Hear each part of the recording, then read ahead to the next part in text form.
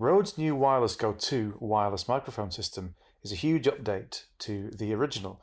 As you can see, it now comes with 2 transmitters as well as a single receiver. It's designed for all kinds of field recording or DSLR based recording. As you can see, the units are very, very small. The receiver has an LED screen on it, and there are a number of different controls and features on each of the modules. The 2 transmitters have tiny microphones in them, as well as an audio input and a USB-C port for charging. Each of the modules has a clip, so it can be clipped to clothing, and these also double as hot shoe fitments for DSLRs, so they will sit on the top of any camera, not just a DSLR, also smaller mirrorless cameras. Here you can see the receiver connected to a DSLR, and it's just clipped on top there. And the red TRS cable that you get with it is just connected to the microphone input on the camera. They work on the 2.4 GHz wireless band. They come pre-paired together, so they already know what each module is out of the box. They use an encrypted connection, so no one can eavesdrop on you, and they have a line of sight range of 200 meters. They also come with these rather fetching little wind shields. These clip onto the microphones. They charge over USB, and you get 3 USB-C to USB-A cables so that you can charge all the modules at once. You can also, of course, use your own USB-C cable to connect USB-C at both ends, say if you have a new Apple laptop. You can see on the LED screen of the receiver that you get 2 level meters. You also get battery signal level indicators for all 3 of the units, and wireless signal strength indicators as well. It's possible to switch the receiver into either dual mono or stereo recording modes, and there's also a safety channel. But what's a safety channel, you may wonder?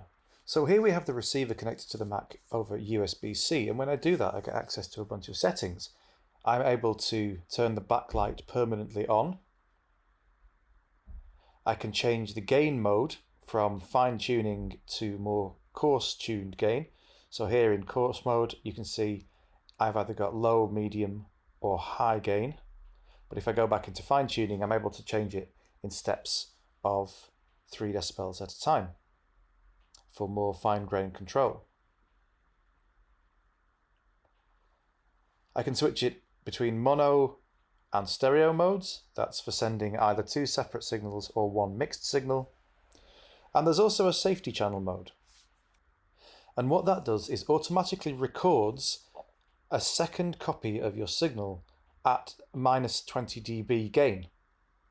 And the reason that's really important is because if you have a problem with clipping or popping or your signal dropping out as you're recording it, you can be sure that that signal has actually been recorded a second time more quietly, and then in post-production you can go back and you can use that as your safety signal. Now here we have a transmitter connected, and you can see that it's possible to activate internal recording. There's a tiny flash memory inside the transmitter, and you're able to activate recording or switch it off. You can also change the mute lock status to prevent the transmitter from being accidentally muted. Now you can actually record a lot of audio internally on the flash memory inside the transmitters, and that's brilliant because it means you've always got a fail-safe backup in case anything goes wrong with your main recording. So here in the recording menu you can choose either standard quality compressed audio, which will give you over 40 hours, or you can switch to broadcast quality WAV, which still gives you 7 hours, which is around the same time as the battery life. So you can keep recording until your battery dies, essentially. Now over here are some of the recordings that I've made internally onto my Wireless Go transmitter. And you can see I'm able to play them back and scroll through them here. It also time and date stamps them, which is really useful. And you can see I'm able to export my audio recordings from the internal memory of the transmitters here in either WAV or MP3 formats. You can connect it over USB-C or A to your laptop, whereupon it whereupon it functions as essentially an audio interface. So you can send sound straight from the wireless microphones in the transmitters to the receivers, and from there into your computer. You can also connect it to your USB-C iPad, if you like, and record into GarageBand or Cubasis or any sort of podcasting app on the move. And you can also do that into an iPhone with a compatible cable. And Rode makes these two cables here. The ones on the left you get with it, the two in the boxes on the right, they're optional. There's a USB-C to USB-C cable and a USB-C to Lightning cable. This one again is how a lot of people will probably be using it. This is the system set up to record audio wirelessly into a DSLR for video. So the new Wireless Go 2 is a really amazing wireless microphone system. It's incredibly compact and light with amazing battery life. It's extremely stable. It did everything I needed it to do in my tests. It's the kind of thing that would be invaluable for all kinds of interviews, podcasting, run and gun tasks, things like that. The addition of things like the internal recording inside the transmitters is fantastic because it gives you an absolute fail-safe of if anything goes wrong on your camera or your handheld recorder, you've got a backup of everything. It automatically starts recording as soon as it's connected to the receiver.